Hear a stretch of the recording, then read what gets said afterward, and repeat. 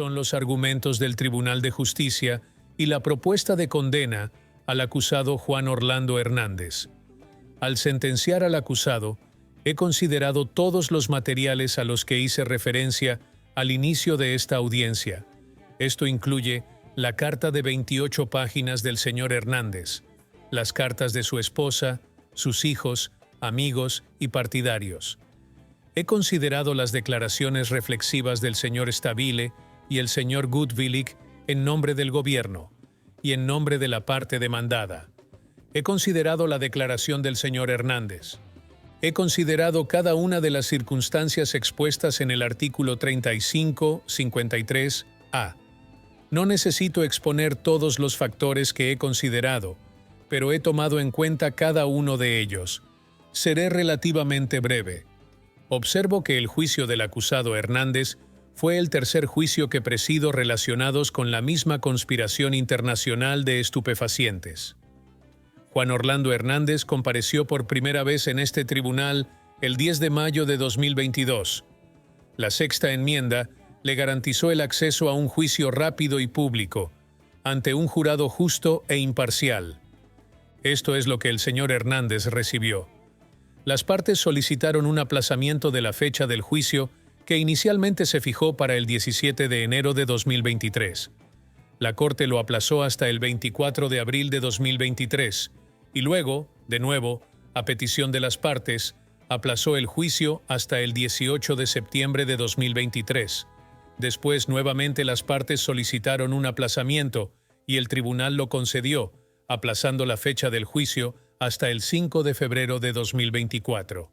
El señor Hernández estuvo representado por dos abogados que él mismo seleccionó, el señor Raymond Colón y la señora Sabrina Schroff, abogada autorizada para el manejo de información clasificada. El señor Hernández no expresó ninguna queja ante la Corte sobre su propia elección de abogado hasta poco antes del 5 de febrero, fecha del juicio. De hecho, era el 10 de enero de 2024, fue exactamente cuando finalmente el tribunal ajustó la fecha del juicio para que comenzara el 20 de febrero.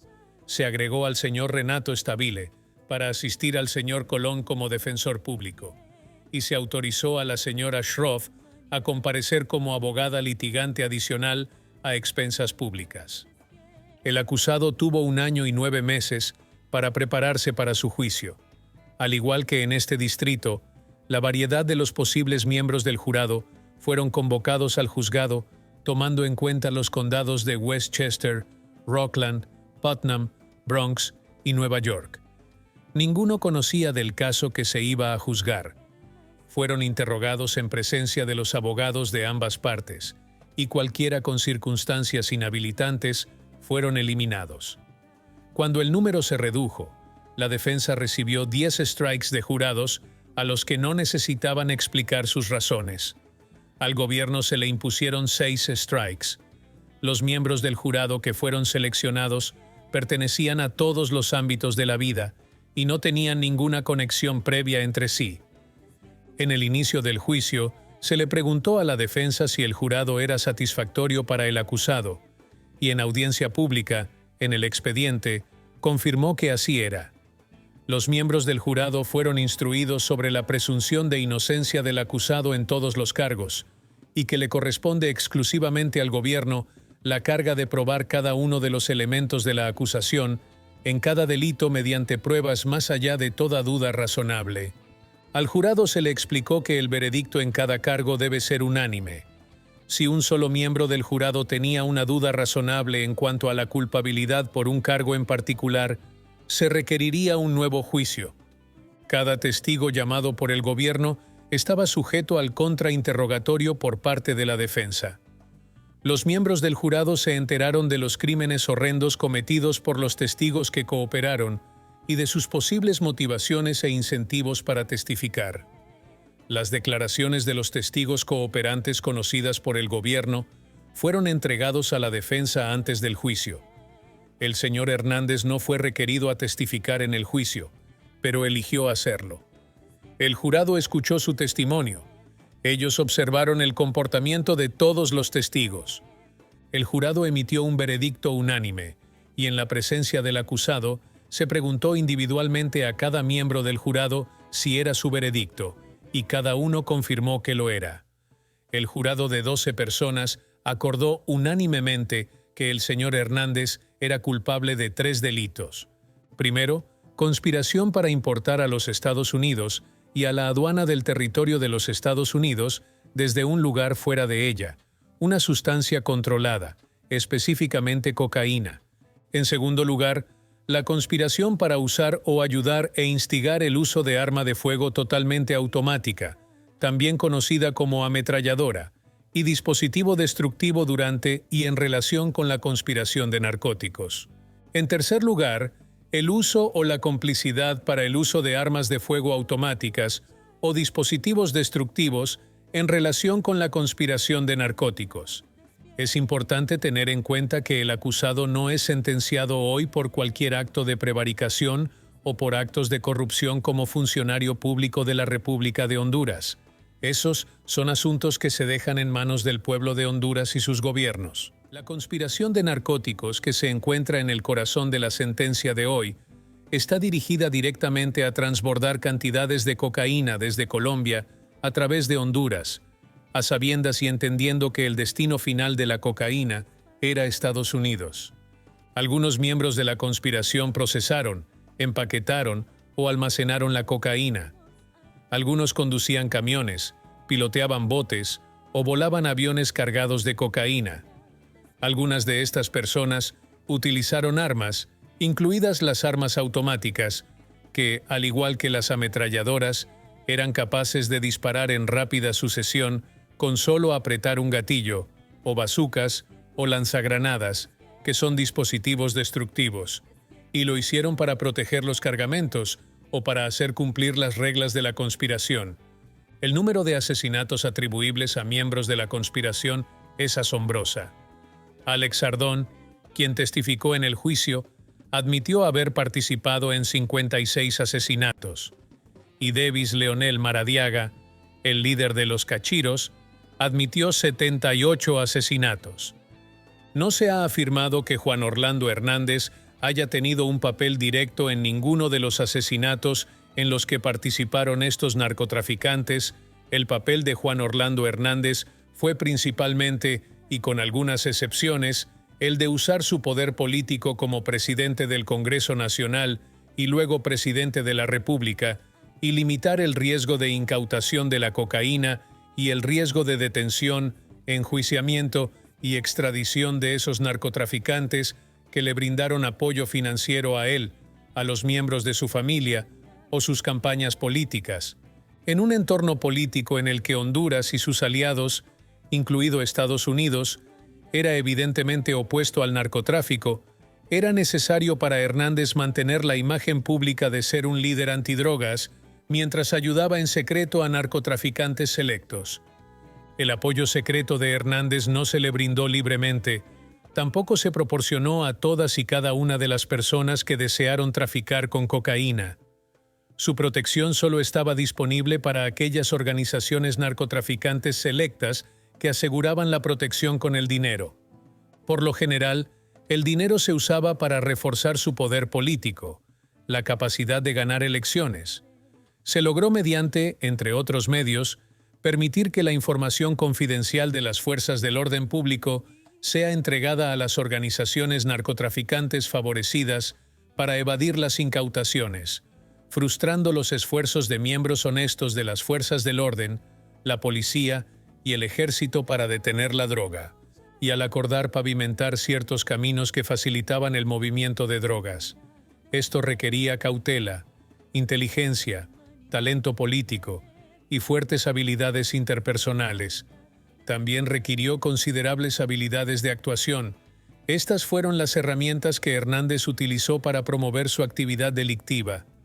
Por supuesto, Hernández, como muchos miembros de la industria antinarcóticos, de conspiraciones que han comparecido en este juzgado, no siempre estuvieron a la altura de los compromisos adquiridos con sus semejantes conspiradores que eran narcotraficantes. Su objetivo número uno era su propia supervivencia política. Hernández fue elegido por primera vez al Congreso en 1998. Pepe Lobo inició su campaña para presidente de la República alrededor de 2008-2009. Al mismo tiempo, Alex Ardón, quien testificó en el juicio, se había convertido en un importante narcotraficante y alcalde del pueblo de El Paraíso, en el departamento de Copán, cerca de la frontera con Guatemala, y por lo tanto, un importante punto de transbordo. Ardón buscó protección contra el arresto de Pepe Lobo para él y su hermano. Pepe Lobo le dijo que, si era elegido como presidente, Hernández también se convertiría en presidente del Congreso Nacional. Pepe Lobo pidió $2 millones para protección. Después de Ardón, le dio $1 millón y luego un segundo pago de $1 millón. Ardón traficaba drogas con su hermano Tony Hernández, así como los hermanos Valle. El acusado Juan Orlando Hernández se reunió con Fabio Lobo, quien también testificó en el juicio, con el fin de hablar sobre el tráfico de drogas. Fabio Lobo era hijo de Pepe Lobo. El acusado Fabio Lobo, Tony Hernández y un colombiano narcotraficante se reunieron para discutir la ayuda que necesitaban para recuperar un cargamento de 1.200 kilos de cocaína en un avión estrellado.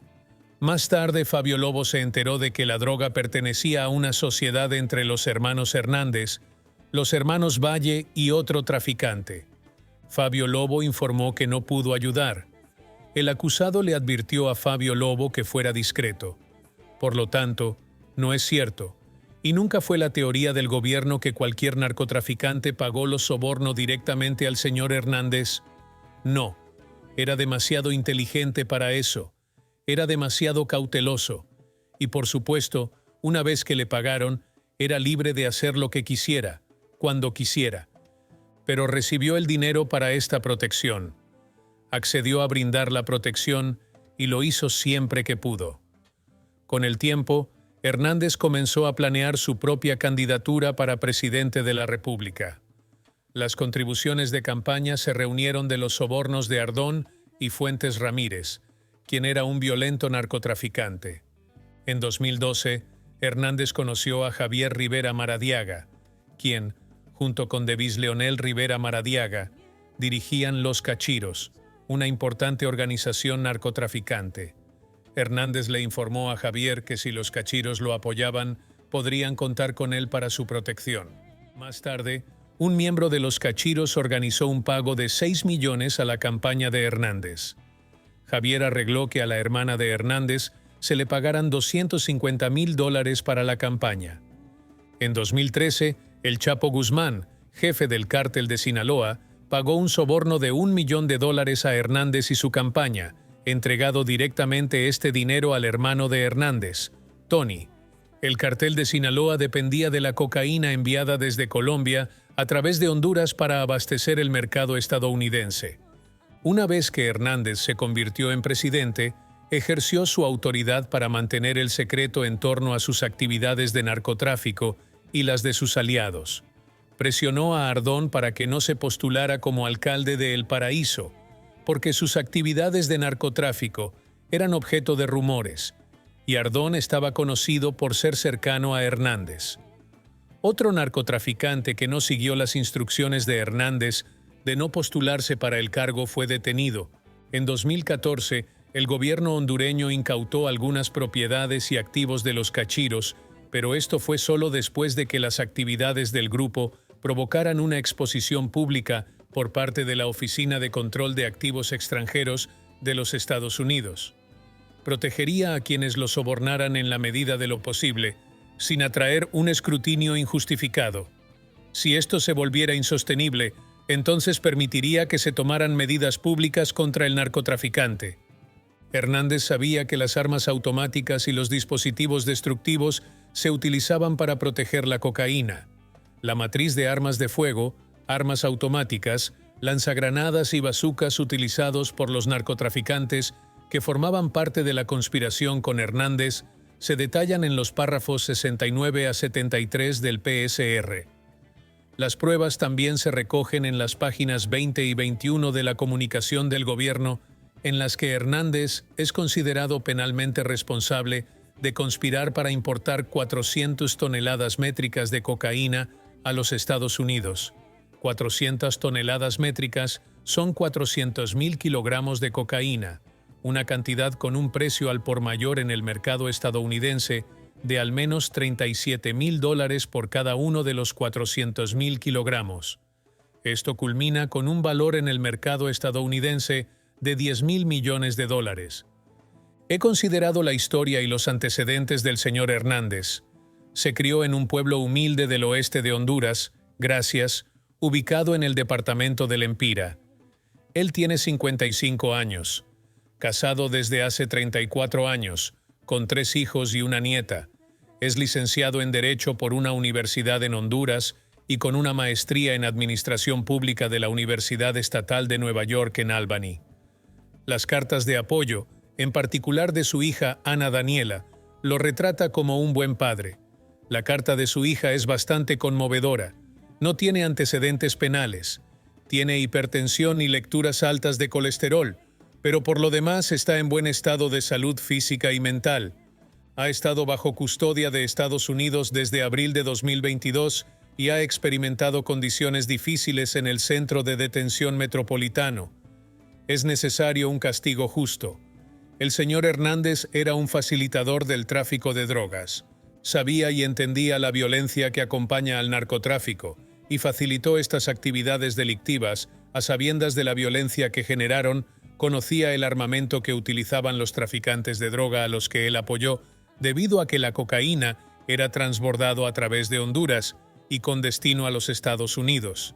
También facilitó la enfermedad, la adicción, la violencia y el encarcelamiento que acompaña al tráfico de cocaína en comunidades dentro de los Estados Unidos. No hay necesidad de proteger al público de más delitos de este acusado, porque no es probable que obtenga una posición que le permita nuevamente facilitar el tráfico de drogas, pero hay una necesidad, una gran necesidad, de disuadir a otros de participar en esta conducta o en cualquier otra conducta relacionada.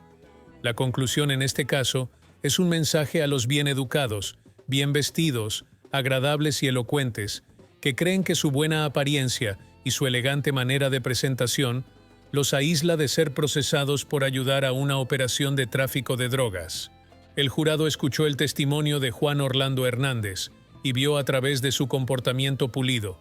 Ellos lo vieron como lo que es, un político de dos caras, hambriento de poder, que se presentaba como un líder contra las pandillas, contra el asesinato, crimen y narcotráfico, sino que protegió secretamente a un grupo selecto de narcotraficantes. He considerado las pautas de sentencia, las declaraciones y notas sobre la aplicación de la Comisión de Sentencias de los Estados Unidos. Los he considerado y reconozco que tengo discrecionalidad de variación. También es necesario evitar una condena injustificada, disparidades entre los acusados con antecedentes similares que han sido culpables de delitos similares. La sentencia mínima legal en el cargo 1 es 10 años o 120 meses de prisión, y la máxima es encarcelamiento de cadena perpetua. El mínimo legal en el segundo cargo es de 30 años consecutivos a la sentencia del primer cargo. No hay mínimo legal en el tercer cargo, pero el máximo legal es vida. El rango de la pauta en este caso es la cadena perpetua más 30 años, que es la sentencia que recomienda la Oficina de Libertad Condicional y el gobierno. Teniendo en cuenta todos los factores del artículo 3553-A, el tribunal concluye que una sentencia de 180 meses por el cargo 1 y 3, que se ejecuten simultáneamente entre sí, y una sentencia de 360 meses en el segundo cargo, que se ejecutarán consecutivamente al cargo 1 y 3, para un periodo total de prisión de 540 meses, o 45 años, más libertad supervisada por un periodo de 5 años en el cargos 1, 2 y 3. Una multa de $8 millones, más $300 de gravamen especial, junto con el decomiso por una cantidad que se dará en una fecha posterior, es suficiente, pero no superior a lo necesario, para lograr los propósitos de la sección 3553-A. El tribunal ordenará que el acusado reciba crédito por el tiempo servido, que se remonta al 14 de febrero de 2022, cuando fue detenido por primera vez por las autoridades hondureñas, en relación con una solicitud de extradición presentada por las autoridades de Estados Unidos. ¿Tiene alguna objeción el acusado o su abogado a la sentencia propuesta por la Corte o a la declaración de las razones de esa sentencia? No, señoría. Solo sobre el decomiso. Quizás presente algo relacionado con el decomiso. Voy a establecer un cronograma sobre eso, pero hoy impondré la confiscación. El monto es para determinarse. Entendido. Cualquier objeción del gobierno a la propuesta de sentencia o la exposición de motivos. No, señoría. Que se ponga de pie el acusado para pronunciar la sentencia. Juan Orlando Hernández. Es el juicio de este Tribunal de Justicia que por la presente se le remite a la custodia de la Oficina de Prisiones del Estado. Será encarcelado durante 180 meses por el cargo 1, 180 meses por el cargo 3, que se ejecutará simultáneamente, y entre 160 meses de prisión por el segundo cargo, que se ejecutarán consecutivamente a las penas impuestas al cargo 1 y 3, por un periodo total de prisión de 540 meses o 45 años. También impondré un plazo de 5 años de liberación en los cargos 1, 2 y 3, con los siguientes términos y condiciones. No deberá cometer otro delito federal, estatal o cualquier tipo de delincuencia local. No debe poseer ilegalmente ninguna sustancia. Debe abstenerse de cualquier uso ilegal de sustancias controladas. Debe someterse a una prueba de drogas dentro de los 15 días de excarcelación y al menos 2 pruebas de drogas a partir de entonces. Esa condición, por cierto, las pruebas de drogas las voy a suspender en este caso porque determiné que usted representa un riesgo bajo de abuso de sustancias en el futuro. Debe cooperar en la recolección de ADN dirigida por la Oficina de la Libertad Condicional. Debe cumplir con las condiciones estándar de supervisión que han sido adoptadas por este tribunal, así como con cualquier otra condición, y estas condiciones son las del 1 al 12 de las páginas 47 y 48 del PSR. Además, puede ser supervisado en el distrito de su residencia. Usted debe obedecer las leyes de inmigración y cumplir con las directivas de las autoridades migratorias. Debe proporcionar al oficial de libertad condicional con acceso a cualquier información y no debe incurrir en nuevos cargos en su tarjeta de crédito o líneas de crédito adicionales sin la aprobación del oficial de libertad condicional, a menos que usted cumpla con los cronogramas de pagos a plazos. Estas 2 restricciones y términos se deben a las sanciones pecuniarias penales en este caso, porque la conspiración y su conducta se llevaron a cabo en el más absoluto secreto. Deberá someter cualquier propiedad, residencia, vehículo, papeles, computadora, comunicación electrónica, dispositivos de almacenamiento de datos, almacenamiento en la nube o medios y efectos, a un registro por parte de cualquier oficial de libertad condicional, y si es necesario, con la ayuda de cualquier agente de la ley. El registro se llevará a cabo cuando exista una sospecha razonable en relación con la violación de una condición de supervisión o conducta de la persona supervisada. La falta de presentación puede ser motivo de revocación. Deberá advertir a los demás ocupantes que las instalaciones que pueden estar sujetas a registro de conformidad con esta condición. Todo registro se realizará en un momento razonable y de manera razonable. Además, se ordena que debe pagar a los Estados Unidos una contribución especial de $300, que deberá pagarse de inmediato. La Corte impone una multa de $8 millones en este caso, y la Corte ha considerado todos los factores relevantes para fijar la cuantía de la multa.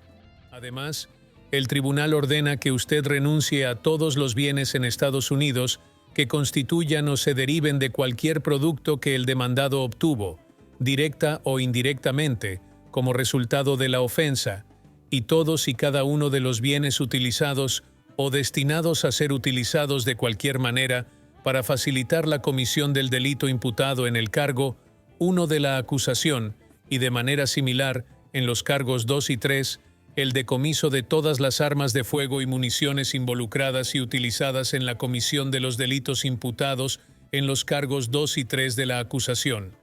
Estableceré un cronograma para que la defensa responda al monto de decomiso propuesto por el gobierno en 14 días a partir de hoy, por medio de una carta breve, y el gobierno puede responder 7 días después, y voy a ingresar en una nueva orden de confiscación que el gobierno puede proponer con la cantidad en blanco en la orden. Señor Hernández, usted tiene derecho a apelar la sentencia que le he impuesto. Si no puede pagar el costo de una apelación, puede solicitar autorización para apelar como persona sin recursos. Los plazos para presentar un aviso de apelación son breves y se aplican estrictamente si usted lo solicita.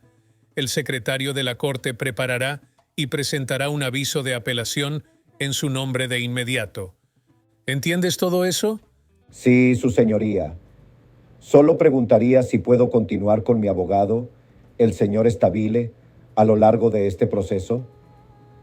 Bueno, el señor Stabile se quedará durante todo el proceso de presentación del aviso de apelación y a través del proceso de la misma, de acuerdo con las instrucciones de la Corte de Apelaciones de los Estados Unidos, debe permanecer con usted hasta que el Tribunal de Apelaciones decida de otra manera. Tiene la oportunidad de buscar el nombramiento de otro abogado, pero él permanecerá como en su caso hasta el momento en que la Corte de Apelaciones de los Estados Unidos, para el segundo circuito, dictamine lo contrario. Y señor Stabile, usted se comprometerá a presentar ese aviso de apelación, ¿correcto? Sí, entiendo, su señoría. Sí. Por favor, siéntese. Ahora, tengo una solicitud del señor Stabile para que se permita que el acusado permanezca en el MDC. Diré esto, señor Stabile, esto es un poco inusual. No he recibido demasiadas solicitudes de los acusados para permanecer en el MDC. Es la primera vez para mí también, señoría. Es interesante que tengamos a alguien que quiere quedarse allí. Déjenme escuchar al gobierno. ¿Cualquiera objeción? Señoría, obviamente esta solicitud llegó anoche.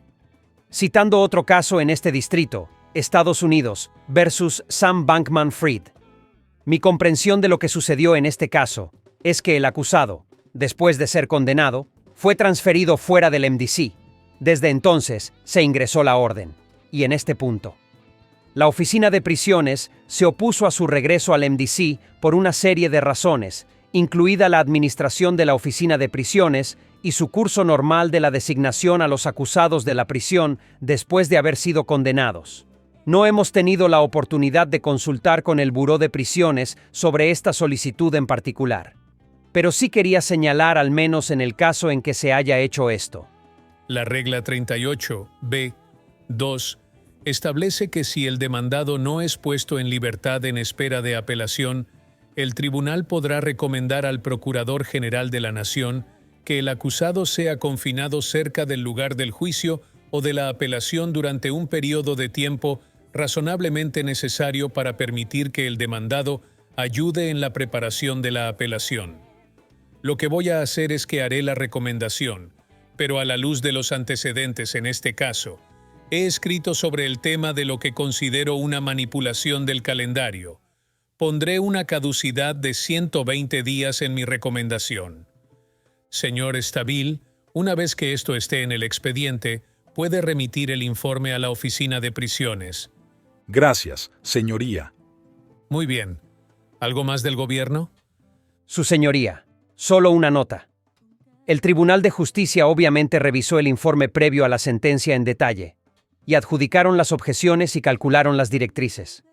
Y disculpas si me lo perdí, pero solicitamos, en la medida en que el tribunal aún no lo ha hecho, adoptando la conclusión expuesta en el PSR.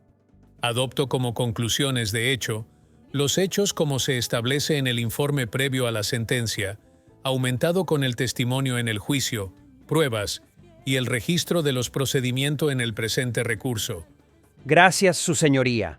Y también el cálculo de las directrices, que creo que su señoría ya puso en el registro. Muy bien. Bueno, en las directrices, gracias por señalarlo. No hay ambigüedad en el tema. Encuentro que el acusado está en el nivel de delito total 43, categoría de antecedentes penales 1, y que el rango de la pauta es el término de cadena perpetua, seguido de 30 años obligatorios y consecutivos. Gracias, su señoría. Nada más por parte del gobierno. Muy bien. ¿Algo más, señor Stabile? No, señoría. Muy bien. Señor Hernández, le deseo a usted y a su familia una larga vida y buena salud. Deseo a las víctimas de los delitos en este caso que exista un pequeño alivio de justicia como resultado del procedimiento de hoy. Se levanta la sesión.